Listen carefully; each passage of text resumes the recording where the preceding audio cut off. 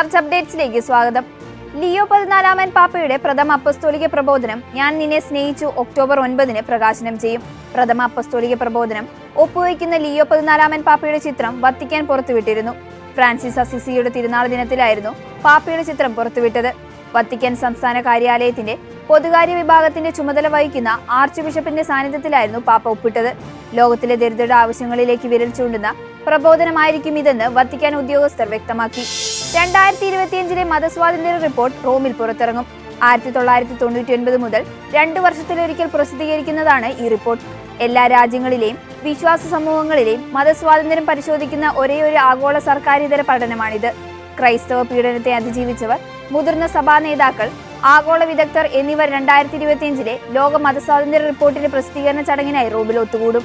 Pontifical patristic institute Augustinian ആതിഥേയത്വം വഹിക്കുന്ന ഈ പരിപാടിയിൽ വത്തിക്കാൻ സ്റ്റേറ്റ് സെക്രട്ടറി കർദിനാൾ പിയത്രോ പരോളിൻ മുഖ്യപ്രഭാഷണം നടത്തും. നന്മയും നീതിയും തെരഞ്ഞെടുക്കുന്നതിൽ ഉത്സാഹം കാണിക്കാൻ വത്തിക്കാൻ സിറ്റി സ്റ്റേറ്റിലെ പോലീസുകാരോട് ലിയോ 14 പാപ്പ. അതോടൊപ്പം പരിശുദ്ധ സിംഹാസനത്തെ വിശ്വാസത്തോടെ സേവിക്കുന്നതിൽ കാണിച്ച ധൈര്യത്തിനും സന്നദ്ധതയ്ക്കും പാപ്പ പോലീസുകാരോട് നന്ദി പറഞ്ഞു. ഇറ്റാലിയൻ സ്റ്റേറ്റ് പോലീസുകാരന്റെയും വത്തിക്കാൻ സിറ്റി പോലീസിന്റെയും മധ്യസ്ഥരാണ് പ്രധാന മാലാഖമാർ. സെപ്റ്റംബർ 29 പ്രധാന മാലാഖമാരുടെ തിരുനാൾ ആഘോഷിക്കുന്നത്. അതിന്റെ സ്മരണയ്ക്കായി ഒക്ടോബർ 5 വത്തിക്കാൻ ഗാർഡനിലെ ലൂർദ് ഗ്രോട്ടോയിൽ പരിശുദ്ധ പിതാവ് ദിവ്യബലി അർപ്പിക്കുകയും ചെയ്തു. മലങ്കര സുറിയാനി കത്തോലിക്ക സഭാംഗമായ റവറൻ ഡോക്ടർ മാത്യു ചാർത്താക്കുഴലിന് അന്ത്യോക്യയിലെ സുറിയാനി കത്തോലിക്ക പാത്രിയാർക്കിസ് ബാവ മോർ ആൻഡ് മോർ ഇഗ്നാത്തിയോസ് യൂസഫ് യുനാൻ തിരുമേനി വിശിഷ്ട എഴുത്തുകാരൻ എന്ന പദവി നൽകി ആദരിച്ചു.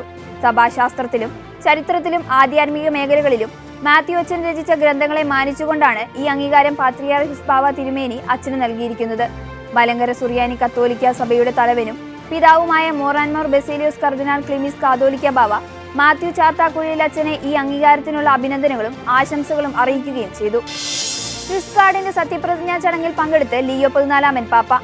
1968 പോൾ 6 പാപ്പയ്ക്കു ശേഷം ഇതാദ്യമായാണ് സ്വിസ് ഗാർഡിന്റെ സത്യപ്രതിജ്ഞാ ചടങ്ങിൽ ആഗോള കത്തോലിക്ക സഭയുടെ പരമാധ്യക്ഷൻ പങ്കെടുക്കുന്നത്. ലിയോ 14 പാപ്പ സൈനികർക്ക് ആശംസകൾ നേരുകയും ചെയ്തു. കർത്താവുമായുള്ള നിങ്ങളുടെ ബന്ധം കൂടുതൽ ആഴത്തിലായിരിക്കുന്നതിനും ആന്തരിക ജീവിതം വളർത്തിയെടുക്കുന്നതിനും ഇത് സഹായകരമാകട്ടെ എന്നും പാപ്പ ആഹ്വാനം ചെയ്തു. ഇതോടെ ചർച്ച് അപ്ഡേറ്റ്സ് പൂർണ്ണമാകുന്നു. നന്ദി.